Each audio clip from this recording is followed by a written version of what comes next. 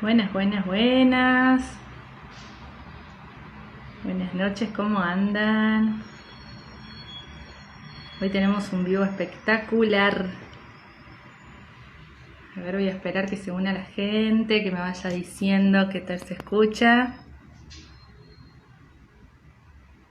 Súmense, inviten que hoy tenemos un charlón. No sé si se dice así, pero si no inventamos la palabra.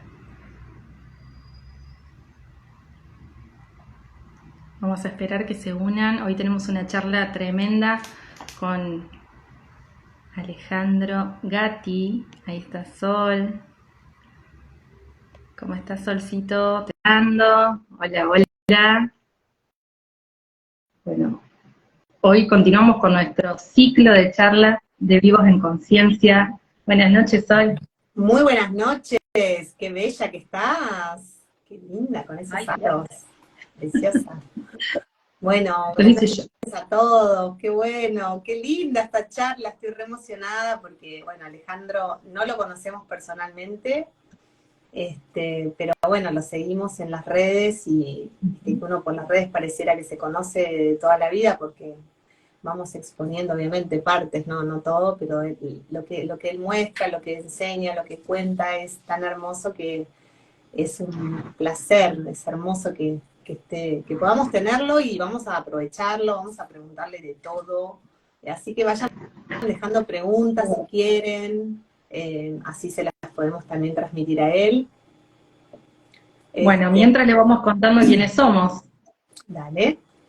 Yo soy Diana Kucharzuk y junto con mi amiga Sol Chieli damos talleres de biodecodificación, somos terapeutas integrativas. El próximo taller va a ser el domingo 3 de septiembre, de profundización del proyecto Sentido, donde vamos a ver los tipos de hijos, los tipos de nacimiento, cómo impacta nuestra vida, nuestra llegada al mundo, ¿no? Para todo, para las finanzas, para relacionarnos, para viajar, para movernos, para todo. Las heridas de la infancia, a saber reconocer las máscaras, ¿no? El ego, las personalidades que van cubriendo esas heridas para no, como una defensa en realidad. Así que va a estar hermoso ese taller, invitarlos a todos a sumar nuestras cuentas, a seguirnos, y bueno, Ale, cuando estés ahí, mandamos una invitación, así te sumamos. Esta noche tenemos a un invitado de lujo, para mí un tremendo honor que tengamos esta charla con él. Él es, lo voy presentando, ¿vale? Dale, presentalo nomás.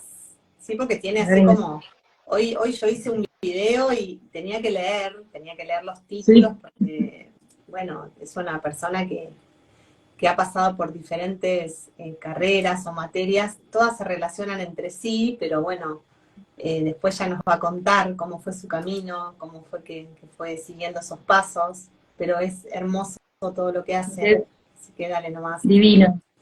Él es licenciado en Psicología Transpersonal e investigador en Ciencias Biológicas Integradas y 5 leyes biológicas, escritor, conferencista y formador en 5 leyes biológicas en la Academia Ser Bioconsciente. Así que ahí queremos contar un poquito, que nos cuente cómo es que une esto de las 5 leyes que es tan biológico, ¿no? Tan materia, tan científico, con la integración del ser. Ahí la tenemos. Buenas Hola, noches. hola, hola chicos. Hola. Hola Sole, hola Dai, ¿qué tal? Buenas ¿Cómo están? Un placer Placer, compartir Muy con bien, ustedes. bienvenido. igualmente. Gracias por estar acá, hermoso. Bueno, Buenísimo, gracias. Contento de compartir con ustedes. buenísimo. Bienvenido. Nosotras Un Bueno, también. placer. a mí me ha llamado muchísimo la atención el título que le pusimos a este vivo, que es Biología Cuántica. Para mí es la primera vez que lo escucho, así que de entrada te quiero preguntar eso, ¿de qué se trata la biología cuántica? Bueno. A ver, son tantos temas. Digamos que la biología cuántica es un poco la frutilla del postre. Por ahí para entender eso es como una cadena de cosas. En realidad es una manera de comprender nuestras respuestas biológicas, digamos, fisiológicas, psíquicas, emocionales, o sea, todo el combo de conexiones e interconexiones sincrónicas que hacemos para representar esta expresión que somos, y podríamos decir que la biología cuántica es un poco el hacia dónde vamos, o sea, es el punto, digamos, el nuevo escenario que se abre delante de nosotros cuando trascendemos, digamos, la materia, cuando trascendemos el anclaje biológico, que esencialmente lo logramos hacer a través de la gestión, digamos, de la autogestión bioemocional, y a través de la comprensión de la naturaleza de la mente, de las emociones, del cuerpo físico, del comportamiento, a través de la comprensión profunda de nuestra biología, que es ni más ni menos que la lógica de la vida, podemos despegarnos un poco de la tierra, entre comillas, y trascender. Digamos, es un estado de trascendencia. La biología cuántica es la lógica que tiene la vida más allá de la materia, ¿sí? Ese es un poco el sentido y la posibilidad de comprender este, digamos, cambio de estado al cual podemos arribar cuando efectivamente somos libres del miedo y de la angustia de la enfermedad, ¿no? O sea, cuando nos sacamos ese lastre de encima, nos ponemos en una posición completamente distinta, de frente a una vida más ligera, con un dinamismo completamente distinto y, bueno, sobre todo desde una toma de responsabilidad completa acerca de lo que en teoría nos pasa cuando enfermamos, ¿no? Bueno, más o menos es por ahí. Más o menos. Bueno, se abrieron, Un montón. se abrieron Sí, es un como un montón. montón de aristas ahí re interesantes. Sí, A mí me quedó resonando esto bueno, de hacernos responsables, ¿no? De tomar el sí. control de alguna manera y perder el miedo. Y ahí yo por ahí me pongo en el lugar me voy a poner en el lugar del que nos viene a consultar, que Ujú. nosotros no lo llamamos paciente, no sé vos cómo le decís, consultante o no sé cómo lo Sí, llamás. sí, sí. Justamente, Consultante, cliente.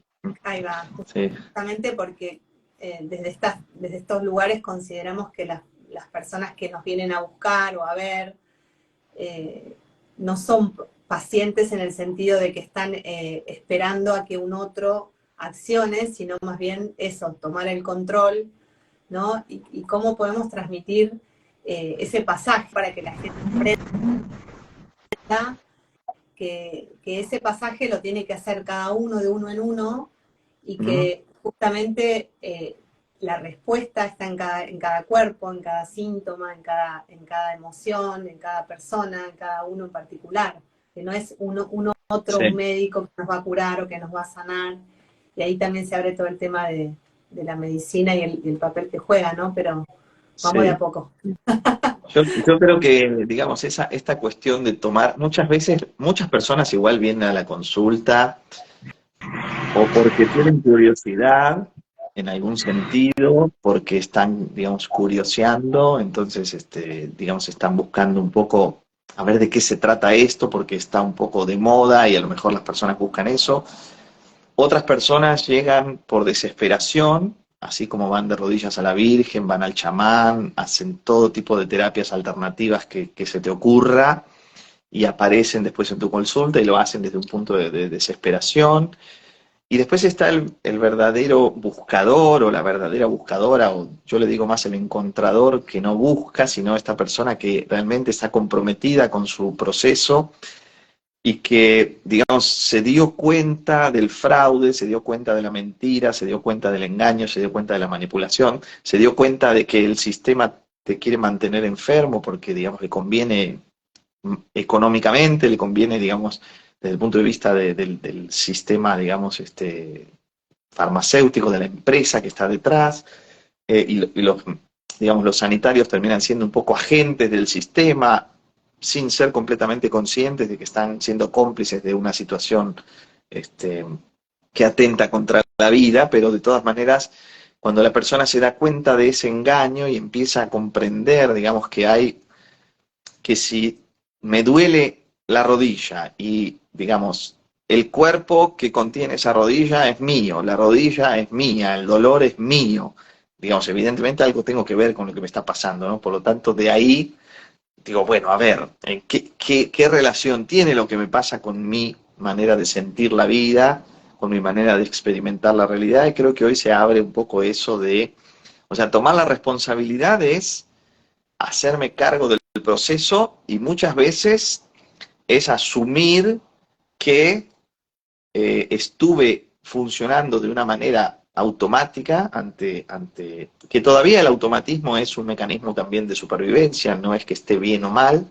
Entonces, a veces es reconocer que uno pudo haber hecho las cosas diferentes, a veces eso, la gente no quiere reconocer eso, eh, pero muchas veces también la gente lo asocia a la culpa. O sea, vos le decís, tenés que tomar la responsabilidad de tu propia vida, y alguien te dice, bueno, encima que me duele, que me siento mal, yo soy culpable de lo que me pasa. No, no sos culpable, sino que, digamos, tiene que ver con tu manera única de percibir la realidad. Entonces, es ver, digamos, en una evaluación rápida, más o menos te das cuenta qué tipo de persona te llega, y también tiene que ver siempre con dónde está posicionado el terapeuta.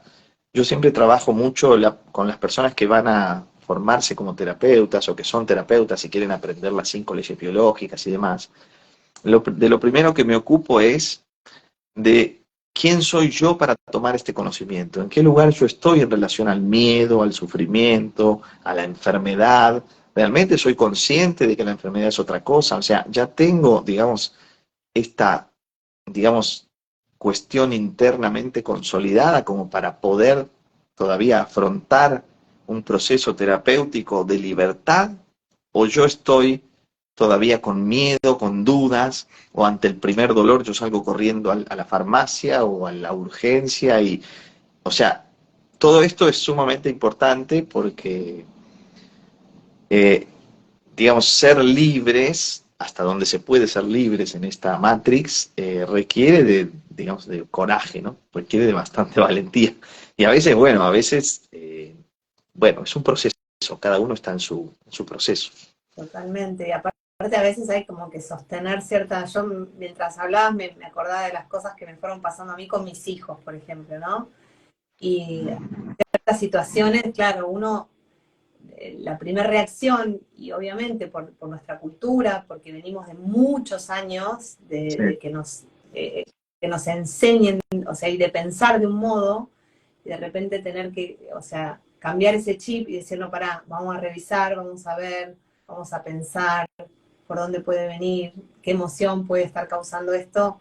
Uno, la claro. reacción es, vamos al médico a ver qué nos dice, y vas al médico y querés que te diga algo, y a veces el médico no te dice nada, porque el tipo poco sabe, no por poner a los médicos en un lugar de no saber, sino porque a veces no saben cuál es la causa de lo que está pasando, y creo que también esa es como la pata que le falta, ¿no? A la ciencia, a la medicina, eh, eso de Sí, poder acompañar desde otro lugar, ¿no?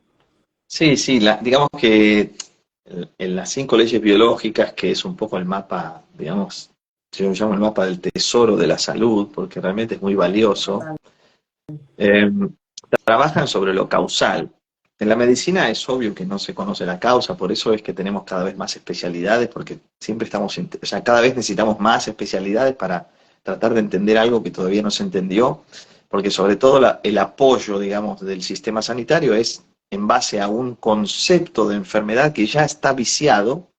Por tanto, todo lo que se pone arriba está, digamos, completamente apoyado sobre algo que no tiene sustento científico. Son miles y miles de hipótesis. La mayoría de los tratamientos son medicamentosos, o sea, no se hace nada, sino que se provee, digamos, una asistencia externa. La mayoría, digamos, de las llamadas enfermedades se basan en una teoría bacteriana o de las infecciones que no tiene tampoco sustento científico. O sea, estamos en un pantano digamos, intentando encontrar soluciones, pero haciendo agua por todos lados porque las bases están equivocadas, y no de manera casual. No es que la medicina se equivocó el camino, no, hubo una infiltración, hubo una, digamos, intrusión de una energía, digamos, que cambió el rumbo. Antes las facultades de medicina enseñaban la medicina natural, enseñaban a curar con hierbas, digamos, antes del año 70, todo, digamos, todo tenía, digamos, esta posibilidad de que cada uno utilizara lo que localmente o en la zona o en la región o culturalmente era digamos, un medio de curación natural y se enseñaba eso, y los médicos que salían, digamos, eran médicos que integraban posibilidades de tratamiento de acuerdo también a los usos y costumbres, a la cultura y a lo ancestral, y después vino, digamos, la industria farmacéutica de la mano, digamos, de Rockefeller y todos estos genios del petróleo que empezaron a producir los primeros medicamentos como derivados del petróleo, y ahí se introdujo la semilla del mal, entre comillas, en el sistema, y a partir de ahí todos los programas de medicina de todas las facultades del mundo se estandarizaron y se creó una especie de dogma donde obviamente los médicos de los últimos 70 años salen con el cerebro lavado, con una información distorsionada del punto de vista de el origen de la enfermedad y, por supuesto, se basan en hipótesis que después afirman que son verdad, pero se estudian como hipótesis. O sea, es una cosa bastante loca, pero es un hechizo. Yo digo que es un hechizo y que estamos bajo un gran hechizo, es el hechizo de la enfermedad, y de ahí hay que sacarse afuera primero para empezar a estar despierto, despierta y decir, ok, a ver, ¿qué historia me estoy contando en relación a lo que me pasa, ¿no? Esto es un proceso, es un proceso. Yo lo estoy viendo mucho últimamente, las últimas visitas médicas que he tenido, las veo tan deshumanizadas, ¿no? Es como directamente te ven a través de un análisis, de un resultado, de un aparato, y ya no te miran a los ojos, ya no ven tu cuerpo, y tienen la receta ya con una palabra que le diste, nada más ya saben lo que te van a dar, cuando Sí. es como muy genérico, ¿no? No puede ser la misma respuesta para todas las personas. No, y además la tecnologización que se hizo de la medicina, en donde si no dependés de un aparato no podés hacer un diagnóstico. Y en realidad, digamos, la clínica, siempre fue soberana la clínica, y antes los médicos hacían clínica en serio. Ahora es, digamos, más que nada, si no es laboratorio, es algún aparato, una máquina, tomografía, ¿no? Radiografía o cualquier estudio, digamos, específico para un determinado tipo de X. Que no digo que la tecnología puede haber, digamos, realizado algunos avances importantes en algunas cuestiones que han ayudado, pero mayormente nosotros decimos, siempre tenemos esta tendencia a repetir, digamos, de manera robótica, que gracias a los avances de la medicina, por ejemplo, la vida es más larga, y mentira. Es totalmente falso eso. O sea, digamos, nosotros hemos evolucionado como humanidad en un proceso natural de evolución, y si no fuera por la medicina, podríamos vivir 120 años, 130 por lo menos. La medicina te quita vida, literalmente, porque de hecho la tercera causa de muerte en el mundo son los tratamientos y los diagnósticos médicos. Es decir, nosotros estamos siendo, digamos, acotados en nuestra posibilidad de expresión a causa de un sistema sanitario completamente manipulado y totalmente automatizado, robotizado y deshumanizado. Y esto es una cosa obvia, pero claro, a ver, lo que digo es lo siguiente: cuando uno tiene una emergencia real, obviamente va a ir a la emergencia, y es el mejor lugar donde uno puede ser atendido, porque realmente ahí es donde uno recibe, digamos, el médico de emergencia es especialista para salvar la vida de alguien que está en peligro real de muerte. Pero para la mayoría de los casos, para la mayoría de las enfermedades, donde la persona se pone más grave como consecuencia del impacto diagnóstico y de muchos tratamientos que se dan por si acaso, que generan complicaciones, digamos, intoxicaciones, de todo tipo de situaciones, ¿no? La mayoría de los casos son situaciones que podríamos gestionar de otra manera si tuviéramos un poco de autoconocimiento. Antes yo decía de conocimiento, pero es autoconocimiento. Necesitamos realmente tener la capacidad de impregnarnos, digamos, e integrar toda esta información que se transforma en un autoconocimiento cuando yo la hago propia y yo vivo desde ahí. O sea, es una forma de vida. Cuando yo tomo este conocimiento en serio, lo tomo como digamos, como una filosofía de vida. Desde ahí yo puedo cambiar. Si no, es muy difícil. ¿Qué es para vos, Ale, la enfermedad entonces? ¿Qué sería, cómo definirías la enfermedad? como lo hizo Hammer, o sea, lo que dijo Hammer es que la enfermedad no es lo que nosotros creíamos, ni una falla, ni un mal funcionamiento orgánico, no se trata de un sistema deficiente o de una célula loca que se decide, digamos, comer todo el cuerpo y destruirlo y convertirse en un demonio. Todo esto son ideas que todavía hoy se sostienen. La enfermedad es un proceso, es decir, es un proceso que tiene, digamos, dinámicas, es una opción y una posibilidad que, digamos, asume nuestra biología para intentar garantizar la supervivencia a través de un mecanismo adaptativo. Es decir, si yo tengo una enfermedad, mayormente la primera pregunta que debo hacerme es, ¿qué resolví? Porque la mayoría de las enfermedades las vamos a encontrar cuando biológicamente resolvemos una situación que puede comprometer nuestra vida o que puede poner en peligro a nuestro organismo o a alguien de nuestro grupo. Entonces, mayormente, la cebra que está en peligro corriendo delante del león no tiene ningún síntoma, corre mejor, respira mejor, ve mejor, escucha mejor, todo su cuerpo funciona óptimamente hasta el momento que finalmente logra escapar y en este momento dice, ok, ahora me relajo, y en ese momento aparece una reparación biológica que hace que el cuerpo físico necesite un exceso de energía para el proceso de reparación y aparecen en ese momento la mayoría de los síntomas. O sea, la enfermedad, en primer lugar, y dicho en términos generales, como, digamos, como regla general, es una solución biológica mayormente inconsciente, que yo he encontrado inconscientemente y que me permite restaurar mis células al estado natural. Eh, para esto están las 5 leyes biológicas que describió el doctor Hammer y que son leyes. O sea, nadie se pondría a discutir una ley cuando fue verificada. Hammer verificó en más de 20.000 casos sus 5 leyes biológicas, es decir, nadie puede cuestionar una ley cuando es una ley. Si vos conoces o no la ley de la gravedad, es tu problema. Si saltás de un 10º piso, la ley de la gravedad se va a aplicar y vas a ver las consecuencias, conozcas o no conozcas la ley. Sí, Si sí, conoces la ley, es una ventaja, ¿no? Porque vos decís, bueno, si conozco la ley, no voy a saltar del 10º piso. Esto es lo mismo. Cuando conozco estas leyes que aplican a todos los organismos vivos, yo tengo una ventaja. La ventaja de comprender que existe, digamos, una dinámica biológica que tiene un sentido pleno, que no es azaroso, que no es, digamos, que no está sujeto a ningún tipo de eventualidad y que está perfectamente relacionado con mi única y exclusiva manera de percibir la realidad. Entonces, la enfermedad es eso, es un mecanismo adaptativo en busca de una mejor posición dentro de lo que llamamos la vida, ¿no? Dentro de lo que llamamos la experiencia en este mundo. Es un proceso de adaptación. Uh-huh. Bueno, hoy había una pregunta, una de las preguntas que nos habían dejado que tenía que ver con las taquicardias y nos preguntaban qué reparación o qué tipo de reparación es una taquicardia. La taquicardia generalmente no es...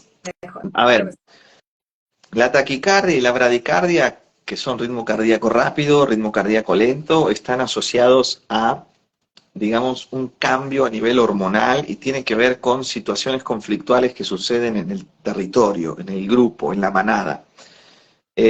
La taquicardia se puede deber a, digamos, nosotros tenemos una balanza hormonal, es decir, nuestras hormonas estrógenos y testosterona se mueven dentro de nuestro organismo en relación a cómo calibramos nuestro rol y nuestra identidad en el grupo original, ¿sí? Podríamos decir en el clan original. Y a raíz de esta calibración y de la definición de mi rol y de mi lugar en el grupo, yo voy a tener una variación en el nivel de estrógenos o testosterona y al mismo tiempo voy a tener un ritmo cardíaco más acelerado o un ritmo cardíaco más lento. La taquicardia responde generalmente a una activación, es un signo fuerte, responde a una activación que generalmente está, digamos, acotada prácticamente a 3 posibilidades. Una es una situación fuerte de susto, miedo frontal. La más importante generalmente es una situación de frustración sexual, o sea, digamos, la situación más intensa que pone a una persona en taquicardia es frustración sexual, que significa, digamos, no soy, digamos, si es para una mujer, no soy tomada, no soy considerada, no soy elegida, no soy vista por papá primero y después por la pareja. Y también puede recargar, digamos, puede contribuir a una taquicardia, un proceso, digamos, de no saber cuál es mi rol en el grupo. Es algo muy, muy particular. Es decir, una persona que tiene taquicardia generalmente es una persona un poco maníaca, que tiene una, digamos, tendencia a ser muy activa o hiperactiva, precisamente porque está ante esta configuración de esta percepción de sentirse frustrado, frustrada a nivel sexual, a nivel de contacto de la pareja, que es como, digamos, el centro, digamos, más fuerte de activación de este proceso, ¿no? Esto es una posibilidad, digamos, de lo que es más común cuando vemos una taquicardia. No sé si la persona que preguntó es mujer o varón, si Sí, es, una mujer. digamos, ¿Vale lo mismo para las arritmias o es otra cosa? no, no, para las arritmias es otra cosa. Para las arritmias ya es un proceso diferente. Ajá. Digamos, eso tiene que ver con otra cosa. Tiene que ver con un proceso más de los ventrículos, del corazón, con un proceso también del pericardio, una situación de sostener algo que es demasiado grande, o algún proceso, digamos, de necesidad de, por ejemplo, bombear de determinada manera. Si un ventrículo está más débil, el otro bombea más. O sea, otra dinámica, ¿no? Distinta. Bien. Sí. Bueno, ahí nos están dejando preguntitas. Van más por el lado de la ansiedad, ataque de pánico. Ok, Había Ya varios. arrancamos con preguntas a los síntomas. sí. Yo, Te vamos a digamos, sacar el jugo. en mi experiencia, eh, la ansiedad tiene dos o tres causas fundamentales.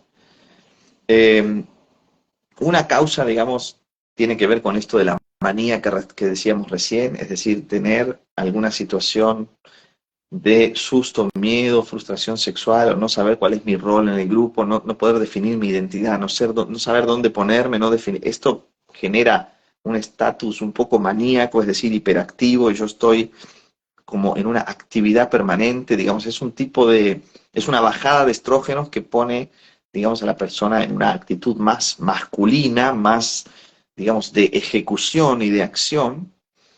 Eh, Después también todo lo que tiene que ver con nuestro cerebro frontal, nuestra zona prefrontal del cerebro, la zona más evolucionada, todo lo que tiene que ver con el susto, miedo, con situaciones de impacto frontal, con situaciones de ver, por ejemplo, peleas permanentes de mis padres, de ver violencia en casa, de percibir, digamos, que alguien está en peligro en la familia cuando soy muy pequeño, muy pequeña, genera un estado de ansiedad y de tensión permanente para mantener un control específico ante la percepción de que yo me muero, ¿no? Porque soy un organismo pequeño, un niño, una niña pequeña, todavía no puedo discernir.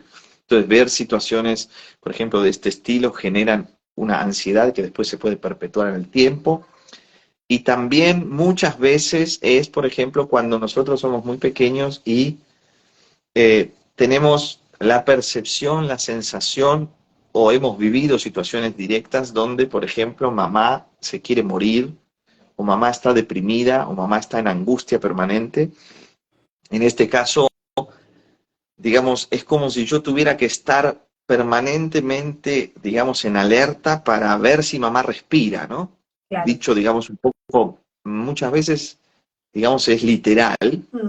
Entonces, esta angustia genera un estado es como que yo puedo seguir adelante, puedo, digamos, dormir con mi corteza cerebral, con mi cerebro moderno, pero mi cerebro antiguo, mi tronco cerebral, digamos, la parte más reptil, está despierta, porque si me duermo, mamá se muere.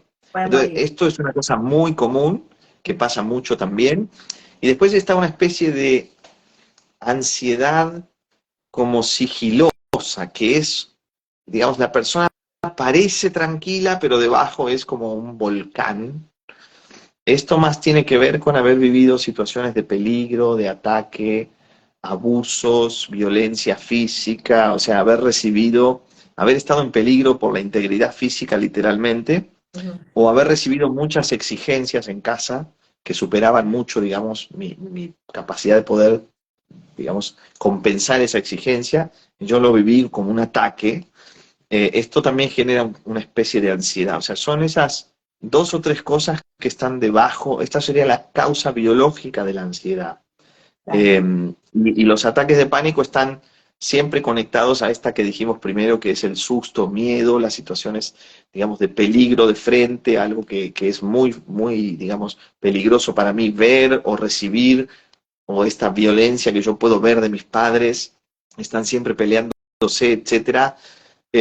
O situaciones donde mamá puede estar en peligro, porque esto también, digamos, mamá está siempre diciendo que se quiere morir o intentando morirse de una u otra manera, y esto genera, digamos, una fuerte activación que después, en algún momento específico, cuando yo me relajo un poco, tengo el llamado ataque de pánico, ¿no? Que viene siempre cuando estoy relajado. Claro.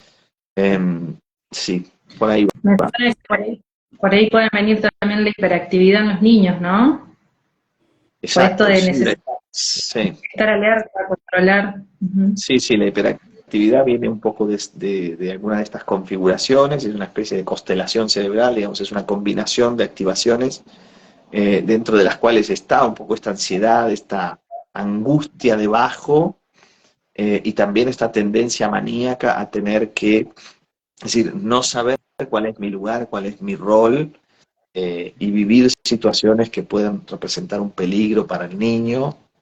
Generalmente uno trabajando con esas informaciones puede directamente, son como palanquitas que están ahí de situaciones biológicas muy concretas, que trabajando directamente sobre alguna de estas situaciones, automáticamente la persona puede, digamos, cambiar automáticamente la manera de sentir, ¿no?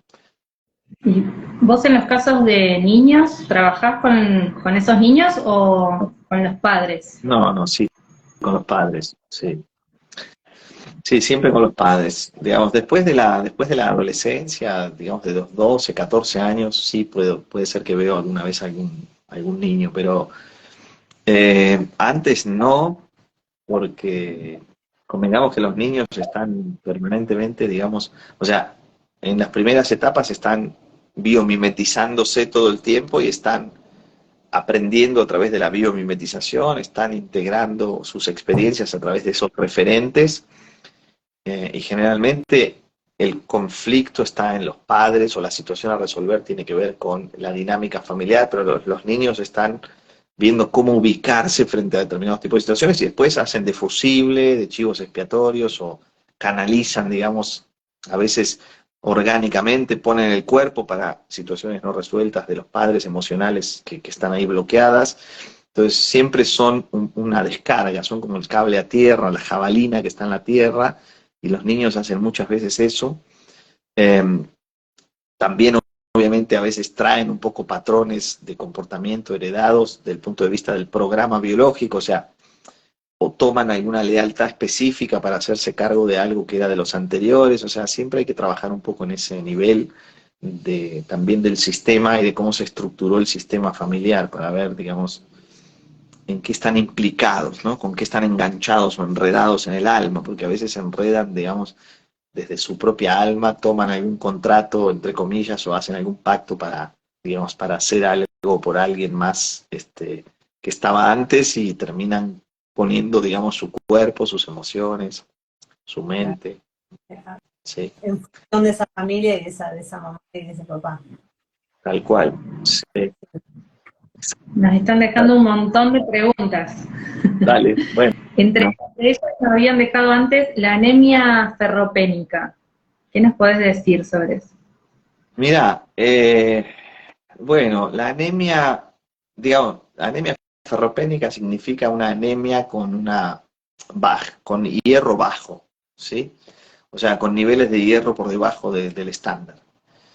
Eh, digamos que la anemia está directamente asociada a un proceso, si es algo que se viene sosteniendo en el tiempo, si es una situación, digamos, donde la persona siempre está así o viene con esta anemia, digamos, durante mucho tiempo, la percepción, digamos, de la anemia está directamente relacionada con la sangre, con el proceso, digamos, de producción, digamos, con nuestra dinámica de los glóbulos rojos, con nuestra dinámica de los glóbulos blancos. Esencialmente tenemos una situación de base de sentir que no valemos suficiente para merecer, digamos, el amor de nuestros padres o para merecer el contacto, que no somos suficientes para que nos quieran. Esencialmente esta es la cuestión de base. Después puede tener algunos matices, pero en la base, digamos, de toda anemia está esto.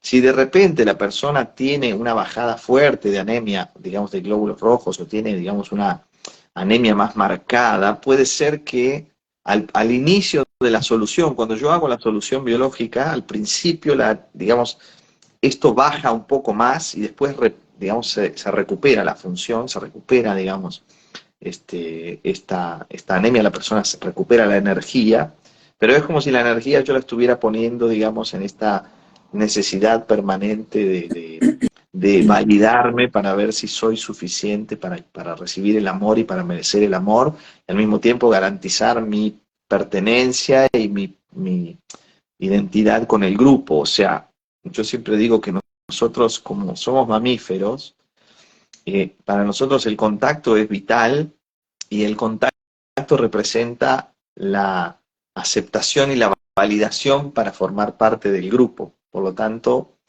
si yo no soy tocado, si yo no soy acariciado, si no soy abrazado, lo primero que activa mi biología es la percepción de que hay algo en mí que está defectuoso o que no va bien o que no es suficientemente válido para ser parte de este grupo. Todo eso está debajo de la anemia. O sea que hay que revisar por ahí. Me acabo de acordar que vos sabés que tuve en consulta a una chica que vino acá porque justamente no se sentía querida, no se sentía amada, no se sentía abrazada, sentía que daba, pero no recibía. Bueno, trabajamos en consulta como, no sé, unos 7 u 8 meses, y vos sabés que al tiempo, digamos que ponerle como a mitad de camino o casi hacia el final del ciclo de consultas, se desmayó una noche y bueno, la internaron porque como que se desmayó de golpe, obviamente te desmayás de golpe, ¿no? La conciencia se cayó, bueno, la llevaron al hospital y le dio que tenía 0 hierro, o sea, se había quedado sin hierro, o sea, ¿viste? Y le digo, claro, es parte de esto, digamos, es parte de la reparación, es impresionante cómo el cuerpo reacciona, digamos, de una manera tan contundente. Yo este caso lo tengo, o sea, lo tengo muy ahora, muy cerquita, por eso se me vino ahora para contarlo, porque justamente, ¿no? Es como, bueno, como que se reseteó, pero al poquito tiempo ya estaba perfecta de la anemia. O sea, fue en ese momento que, como vos decís, ¿no? El cuerpo hace esta reparación y en realidad no es un problema, sino una reparación de lo que venía pasándole, y cuando ella resuelve el conflicto, bueno, el cuerpo se lo muestra de síntomas, ¿no? Sí, al inicio de la solución, en el momento de los primeros días de la solución, baja, digamos, bruscamente, todavía más de lo que ya estaba bajo, y después empieza a recuperar. Pero esto, digamos, en la medicina no lo ven así, ni lo entienden, y automáticamente piensan en lo peor. Digamos, la persona no puede estar viva si tiene esta situación, si tiene este hematocrito tan bajo, o sea, es imposible, ¿no? Claro, los médicos le decían, no puedo creer que casi no tenés hierro en el cuerpo, o sea, estaba como... Tal cual. Así que vos imaginás. Sí, digamos, esto sucede mucho, digamos, con este tipo de situaciones, con los glóbulos blancos también pasa lo mismo, con los leucocitos, o los linfocitos también. Al inicio de una reparación, digamos, donde generalmente se diagnostica la leucemia, que es la fase de reparación de los glóbulos blancos, también es una situación existencial donde no valgo nada para mamá, no valgo nada para papá, automáticamente, digamos, hago esta reducción de la médula ósea, después hago, digamos, la leucemia en la fase de reparación. Toda esta manera de mirar que te permite, digamos, este mapa que son las 5 leyes biológicas es completamente, eh, digamos, incomprendido por el sistema porque parece una paradoja, ¿no? Porque es totalmente diferente la manera de comprensión y totalmente diferente la posibilidad de abordaje que hay para una situación así, donde a veces determinados tipos de intervenciones pueden empeorar la situación si no conozco cómo funciona la biología, si no conozco el ciclo biológico del programa que la persona está cursando. Y todo esto es, digamos, bueno, un aprendizaje, es, digamos, un camino que hay que atravesar, que por supuesto a los médicos les cuesta mucho más. Yo he, digamos, como entrenado a muchos médicos y, Dale, digamos, es un camino, ¿no? si tenías como alumnos, porque bueno, vos das clases, ahora Sí, nos un vas a contar. montón. Mm. ¿Tenías mucha gente, digamos, que viene del palo de la medicina interesada en estos temas o no? Sí, sí, hay. Por supuesto que, digamos, es un trabajo que a veces lleva un poco más de tiempo para, digamos, hay como que desarticular toda una información que está metida en la cabeza, que está fija, y, y poner otra información que además la tienen que verificar, porque, digamos, el médico, generalmente, digamos, como les decía, los médicos han sido instruidos desde un lugar, digamos, a través de un hechizo, han sido, digamos, puestos debajo de un paraguas de una información que no se puede verificar. Muchos se empiezan a dar cuenta, pero todavía, digamos, están identificados como todos nos identificamos con lo que hacemos mayormente, entonces es toda una cuestión de su identidad y de su...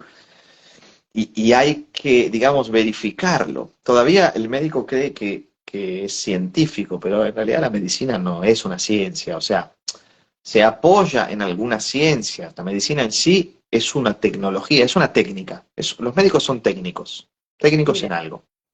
Entonces, es una técnica que tiene algunos apoyos en algunas ciencias, como las ciencias naturales, las ciencias biológicas, en la física, en algunos aspectos de la física, pero en sí, digamos, la medicina se arrogó esta cosa de la ciencia, pero no es verdad. Entonces, cuando vos le planteas un mapa como este, que es absolutamente científico, digamos, las 5 leyes biológicas son un mapa científico, el único que hay en medicina realmente es así.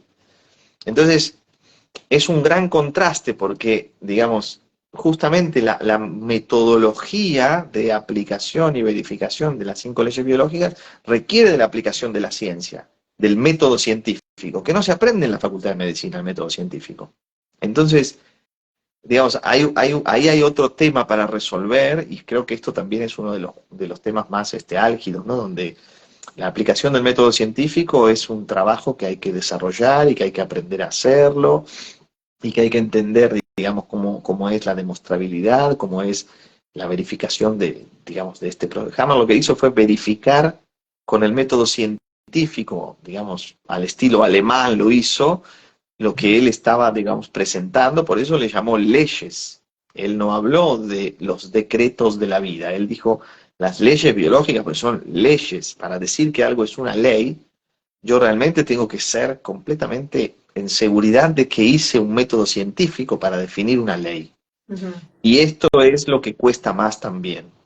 Y por ahí esta identificación con los médicos, con esta cuestión de la medicina, los pone, digamos, en este jaque de tener que decidir. Y a veces se dan cuenta, me ha pasado también de muchas personas que estudiaron medicina, que empiezan a darse cuenta cuando empiezan a comprender este mapa en serio, de todo lo que han hecho fuera de la lógica de la vida, y empiezan a sentir una carga después de haberse equivocado, de haber tenido, de haber trabajado, digamos, desde un lugar donde estaban perjudicando más a las personas de lo que realmente necesitaban ayudarlas. Entonces empieza toda una crisis, ¿no? claro, sí, sí. Muchos hacen crisis existencial en el medio del proceso de comprensión y estudio de las 5 leyes biológicas. ¿Y de qué manera de qué manera podemos entorpecer esa reparación? Por ejemplo, la inflamación, corremos a desinflamar, cuando hay fiebre, corremos a bajar la fiebre. ¿De qué otras maneras estamos frenando ese proceso natural de reparación? Bueno, a veces con medicamentos que todavía son, por ejemplo, en una reparación biológica yo estoy fuertemente vagotonizado, quiere decir que estoy en un proceso de relajación de nuestro sistema nervioso autónomo, donde entro, digamos, en un momento de depresión a nivel fisiológica, psicofisiológica del organismo, y en ese momento, digamos, la medicación que puede ser útil para una situación, por ejemplo, grave, de gravedad sintomatológica, debe ser algún medicamento que sea simpaticotónico, o sea, que sea, por ejemplo, puede ser un corticoide, pues algo que active el sistema nervioso simpático. Si yo doy una medicación que es más relajante, la persona puede ir más a la profundidad del proceso, por ejemplo, ¿no? Es decir, si yo entiendo las fases biológicas, la segunda ley, las 2 fases, la fase activa y la fase de reparación, si yo entiendo esta dinámica, yo puedo saber qué tipo de medicamento puede ser útil en qué momento, o si realmente es efectivo o no, o estoy utilizándolo sin sentido. Y de la misma manera que puedo utilizar, si hay una retención de líquidos, si hay un edema, si hay una hinchazón generalizada, por ejemplo, una regulación de la cantidad de líquido suministrada al paciente, del suero, por ejemplo. O sea, puedo regular, digamos, el proceso de gestión de una situación crítica a través del proceso de contención familiar. O sea, puedo hacer varias cosas. La fiebre, por ejemplo, tiene mala prensa. La fiebre, en realidad, es la temperatura que necesita el cuerpo para que se pongan a trabajar los microbios, para que los microbios se activen. Entonces, hasta un 37,2 de fiebre se activan las micobacterias, hasta un 38,5 se activan los hongos, hasta un 39,5 se activan las bacterias, y de más de 39,5 lo que son bacterias especializadas, que nosotros le llamamos virus, pero no son virus, sino que son desprendimientos de células que se comportan de una manera específica, que no tienen vida, pero que se comportan de una manera específica, que se activan, digamos, cuando superamos los 39,5 de fiebre. O sea, cada nivel de fiebre te permite activar un tipo de microbio, que es este microbio el que va a colaborar con el proceso de reparación. No causa ninguna enfermedad, ningún microbio. Entonces, todo esto es una cosa nueva que tenemos que, digamos, aprender a gestionar. Lo primero que queremos hacer es bajar la fiebre, que nos parece que la fiebre... ¿Hizo fiebre o no hizo fiebre? Para saber, no pasa nada con la fiebre. O sea, digamos, es toda una creencia, ¿no? Entonces, si yo no conozco la base y el sentido biológico que tiene la fiebre, ya está. Estoy, digamos, complicando el proceso de reparación.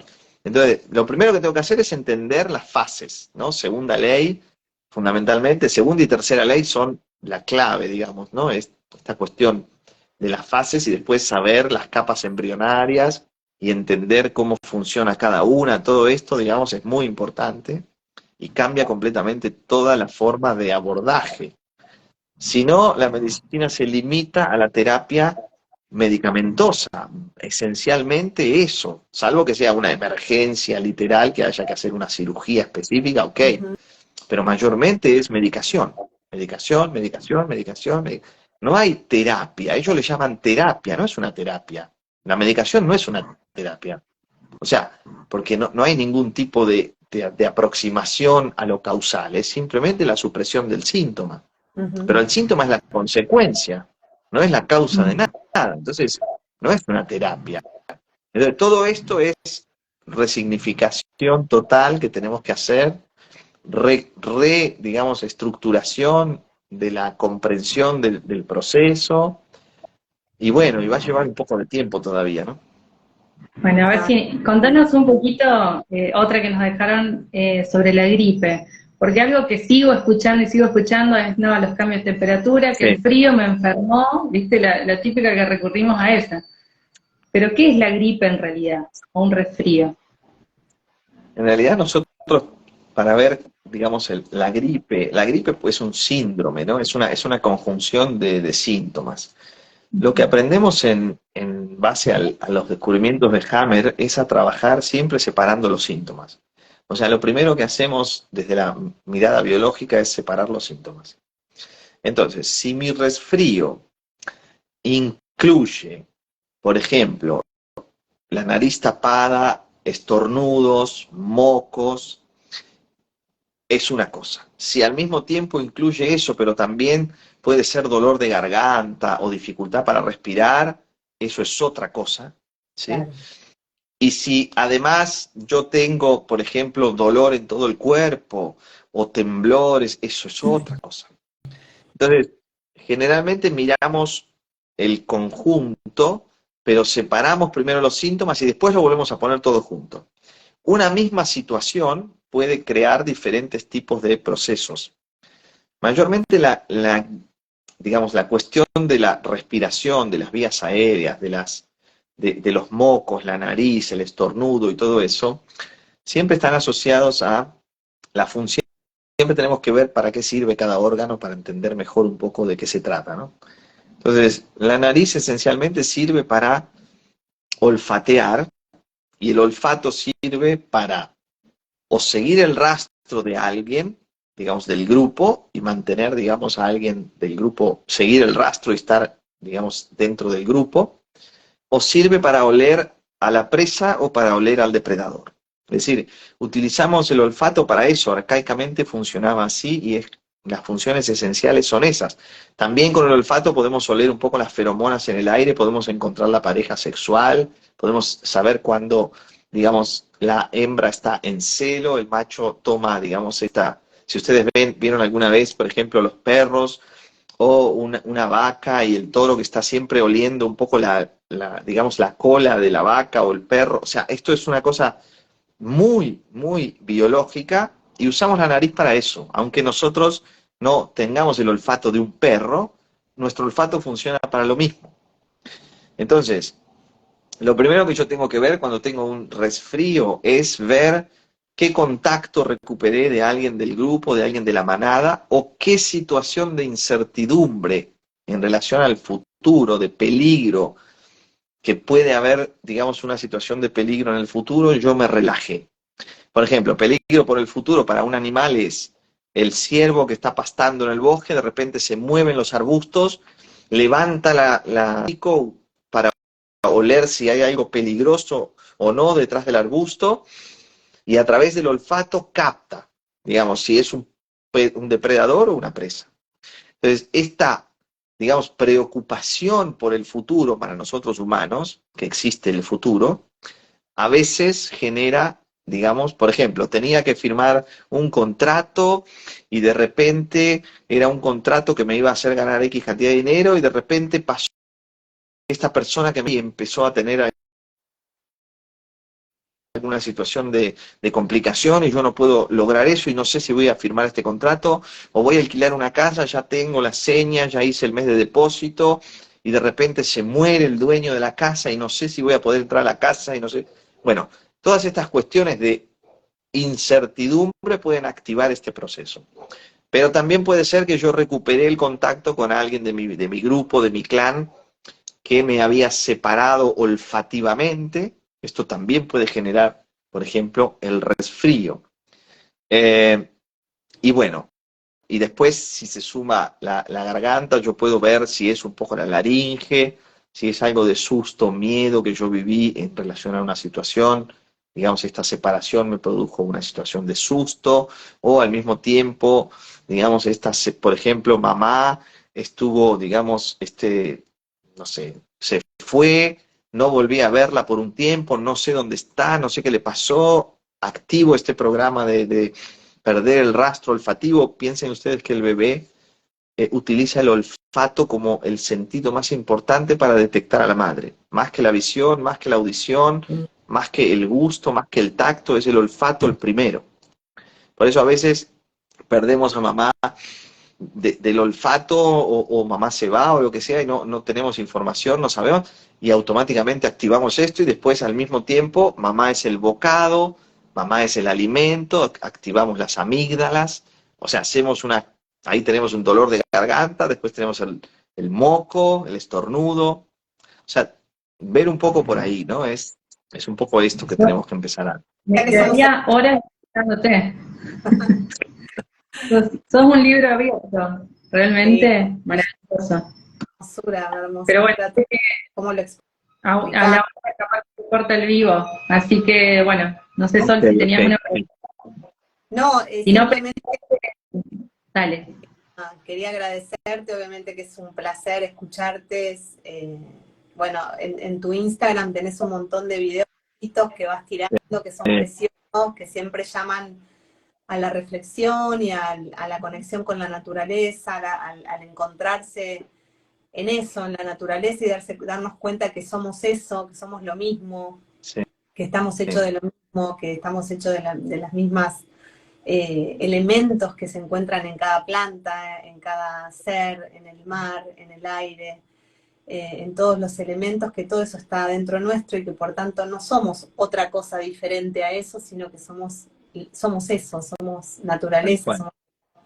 Y es muy lindo escuchar que, bueno, siempre en tus reels y en tus historias contás estas cosas que son siempre muy hermosas para conectar con el alma, ¿no? Que un poco fue lo que hiciste ahora en Tandil, que bueno, lástima que no enganchamos antes el vivo para que pases ahí el aviso, pero ya pasó lo de agosto, que No, pero era un taller. lo pasé para septiembre, ¿eh? Lo pasé para Bueno, septiembre. contanos, Así que es el 1, 2 y 3 de septiembre. Es un retiro en Tandil, sanar el trauma, sanar el alma, que es, digamos, un trabajo de conjunción entre todo lo que tiene que ver con nuestras dinámicas biológicas, emocionales, familiares, vinculares, o sea, todo esto, digamos, un trabajo que vamos a hacer acá en Tandil, 1, 2 y 3 de septiembre. Si todavía alguien quiere sumarse y tiene ganas, estamos a tiempo.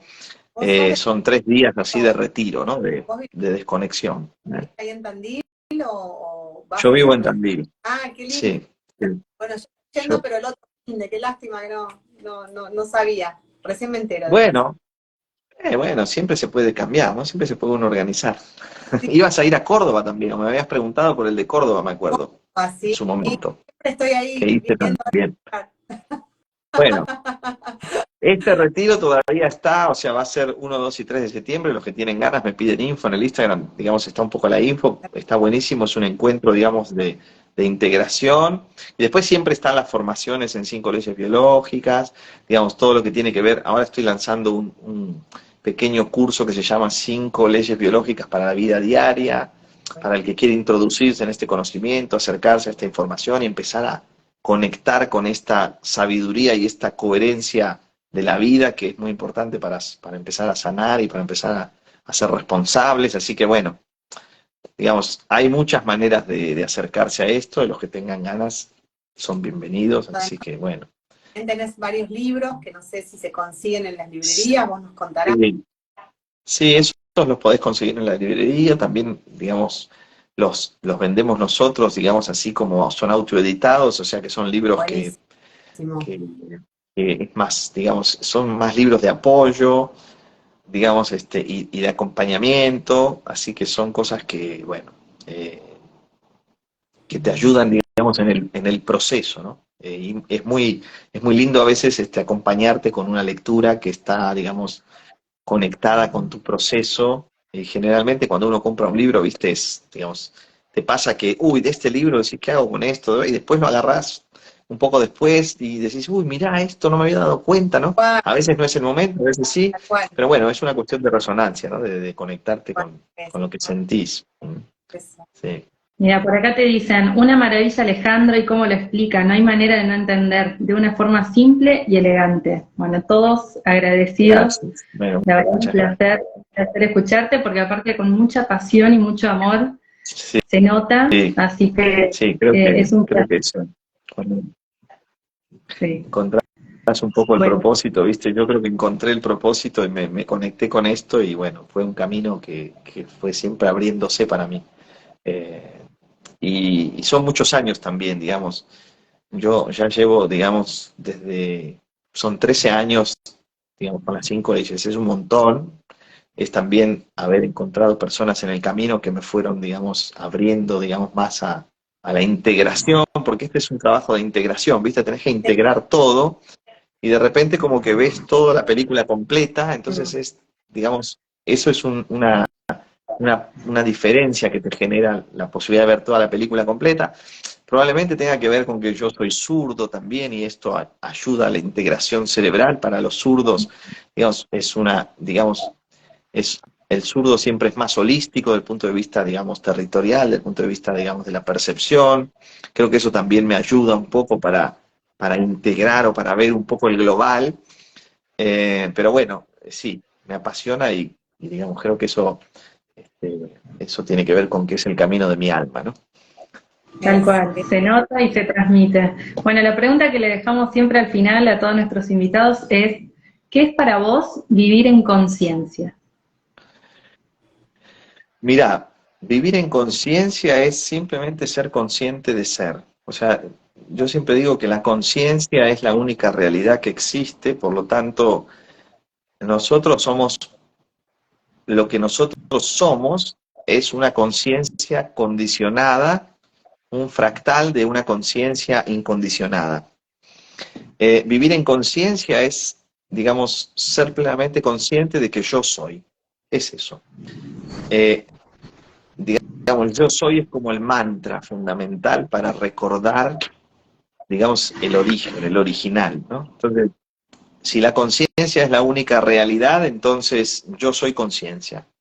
Si yo reconozco eso, que yo soy conciencia, yo puedo, digamos, tener la posibilidad de manifestar lo que quiera en mi vida sabiendo que, digamos, soy la conciencia, ¿no? Y si soy la conciencia y la conciencia es lo único que existe, yo soy lo único que existe. Por lo tanto, si yo soy lo único que existe, todo lo que está en mi mundo es, digamos, una creación mía. Esta es una buena forma de tomar responsabilidad. O sea, no hay nada que suceda en mi realidad, que es una proyección, que no tenga que ver, digamos, con mi estado de conciencia. Por eso, la conciencia es la única realidad. Vivir en la conciencia es ser consciente del yo real. Sería como eso, ¿no? Ser consciente del yo real. Hermoso. Bueno, Ale, Gracias, muchísimas chicas. gracias. Un placer. Maravilloso. Ojalá nos conozcamos pronto en persona. Te Ojalá, agradezco ojalá. esta charla Y preciosa. repitamos, me quedaron un montón de preguntas. Bueno, las manden al Instagram y se las contesto. ¿Eh? Que las Vale. dejen Chicas, bueno, comentadas y después sí, vamos con obvio, bueno, obvio. cuando puedas.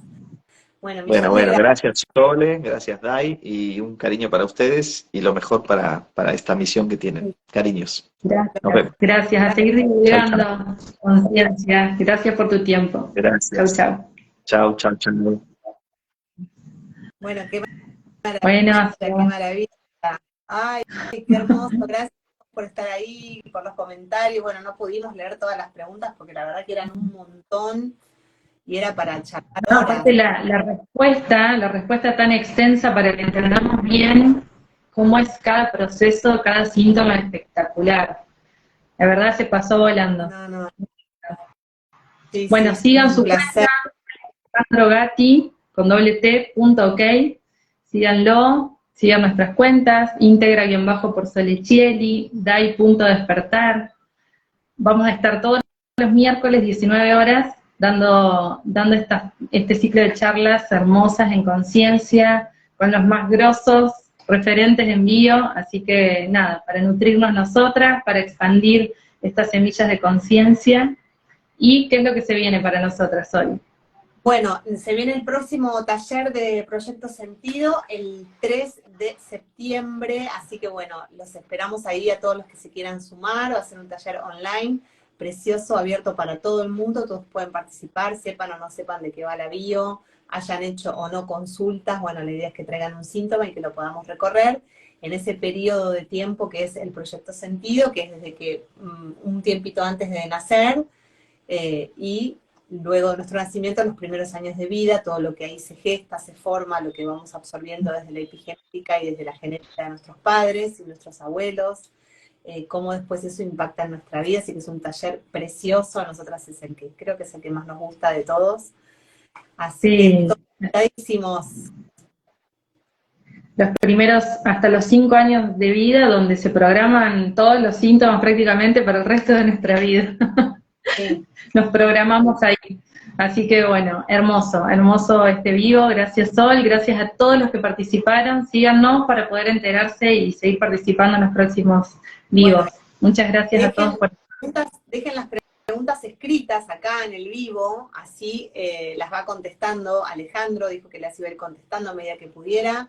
Y también déjennos sus comentarios, sus likes, sus corazoncitos, así este video llega a más personas y somos cada vez más las personas que vivimos en conciencia, que vivimos con las ganas y con esta necesidad de expandir y de seguir creciendo y de seguir aprendiendo para tener siempre una vida más agradable, más feliz, más liviana, más linda, más todo, más todo de lo bueno. Así que bueno, dejen comentarios ahí, por favor. Gracias. Mucha salud y mucha conciencia para todos. A seguir creciendo por este camino. Beso grande. Sí, lo voy a guardar. Y anoté todas las preguntas, así que de última las hacemos en el próximo vivo. Adiós. Chao, chao.